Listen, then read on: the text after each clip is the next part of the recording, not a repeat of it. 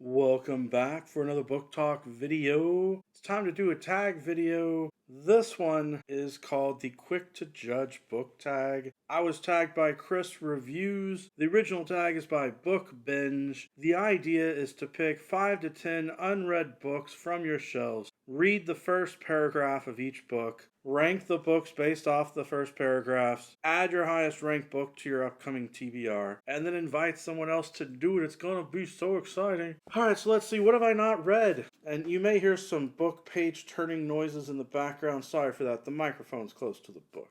One of Us is Lying by Karen M. McManus. The sequel is now out, which is One of Us is next, so I'm hoping I'll enjoy it because I went ahead and bought it and the sequel in hopes that it's good. Let's see how this starts out on page 1. Part 1. Simon Says, Chapter 1. Bronwyn, Monday, September 24th, 2:55 p.m. I do like when they establish time and place like that. A sex tape, a pregnancy scare, 2 cheating scandals, and that's just this week's update. If all you knew of Bayview High was Simon Kelleher's gossip app, you'd wonder how anyone found time to go to class. I like that. It sounds exciting. Clearly there's a lot going on. Up next is Elmore Leonard's classic book, Hombre. It's got some information about Elmore Leonard, and then page 1. There's a little intro, and then there's chapter 1. I'll just start with chapter 1. Here is where I think it begins, with Mr. Henry Mendez, the Hatch and Hodges division manager at Sweet Mary, and still my boss at the time, asking me to ride the 16 miles down to Delgado's with him in the mud wagon. I suspected the trip had to do with the company shutting down this section of the stage line. Mr. Mendez would see Delgado about closing a station and take an inventory of company property, but that was only part of the reason. I gotta admit, this one does not build as much interest and suspense, so thus far, Hombre is going to be in second place behind One of Us is Lying.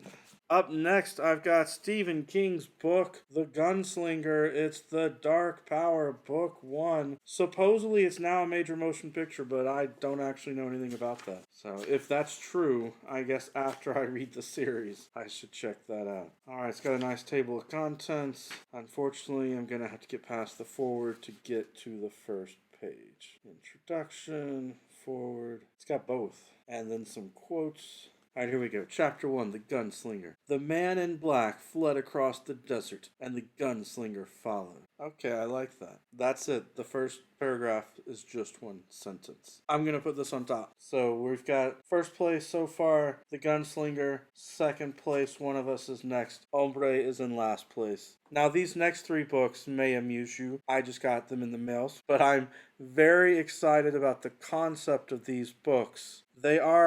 2 of them are written by the same person, and then the third one is someone else. It's the autobiography of James T. Kirk, the autobiography of Jean-Luc Picard, and the autobiography of Catherine Janeway. I'm very upset that there's not one of these for Cisco. I know the way that Deep Space Nine ended, you could argue he didn't have a chance to write his autobiography, but come on, people. Give us a Captain Cisco version of this. It really wouldn't be that hard. Alright, let's see. The autobiography of James T. Kirk. Supposedly written by James T. Kirk, edited by David A. Goodman. There's a foreword by Dr. McCoy. Oh, that is clever. That is really clever. Alright, there's a prologue in an autobiography. Hiding in the basement on the run from the police, it was difficult to see how I was going to save the galaxy. But I had to work with what was at hand. Our hideout was neither well equipped nor comfortable. The brick room was cold and dark, smelled of ash and rodent urine, and its only source of heat against the bitter winter outside was a small coal-burning stove. All it provided in the way of equipment were thick cobwebs and a pile of damaged furniture. There were a few wooden storage boxes, stained presumably from exposed pipes that crisscrossed the low ceiling. Of course, the lack of amenities was moot. This headquarters was only temporary, as it was doubtful the occupants of the building above would ignore us forever, especially if alerted by the local authorities. Alright, I like this a lot. Kirk is doing a great job with the rodent urine line. Wonderful description here.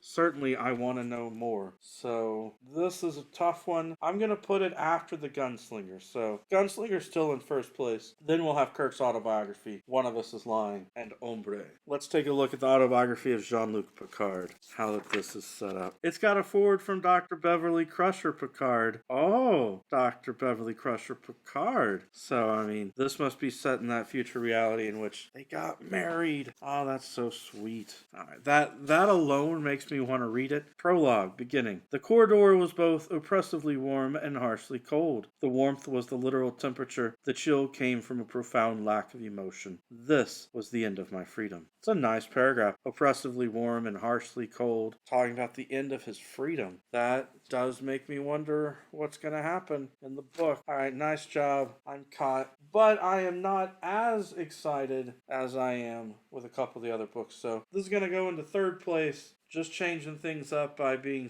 put between the Kirk autobiography and One of Us is Lying. We've got one book left to look at, the autobiography of Catherine Janeway. Let's see, it opens up similarly to the others. By the way, this book is, of course, by Catherine Janeway, but edited by Una McCormick, who has written a lot of great Star Trek books, some of which I've read and enjoyed. The introduction here is by Commander Naomi Wildman. Oh, that's a nice shout out to a character from Voyager, and she's become a commander. It is interesting how they put these in the future of after the show is over. Alright, so this one does not have a prologue. It just starts with a chapter 1. No Place Like Home, 2336 to 2347. When I was a little girl, my mother made pop-up books. Do you recall the kind I mean? You turn a page and the whole scene springs up before your eyes. Even now at this late stage in my life, I think those creations are miraculous. I guess it's something to do with the craft, the careful construction, and, yes, the engineering that's involved. My mother's creations were sheer marvels. Alright, this is really sweet. I like Captain Janeway talking about her mother, mixing in the concept of engineering with it. So that's a nice way to use some Star Trek language. But there's no suspense there. There's no sense of immediacy or mystery for needing to read it, so I guess I'll slog it in after the Kirk and Picard books, so that if I was actually building a TBR out of this, the Stephen King Gunslinger book would be first, then Kirk, then Picard, then Janeway, then One of Us is Lying, and at the end, Ombre. That would make for a great reading month, actually. Maybe I'll just set this pile aside and use it next month. Or maybe when I'm finished with the reading of the Wheel of Time series. Alright, I need to tag somebody, and oh gosh, there are so many awesome people who could do this. Right now, I want to hear Amrita buy the book do this tag, so that's the person I'm tagging. Amrita, if you've already done it, the good news is you can do it multiple times. In fact, I plan to do this multiple times. Alright, that's it for today's book talk. Every day is a good day for a book talk. Peace.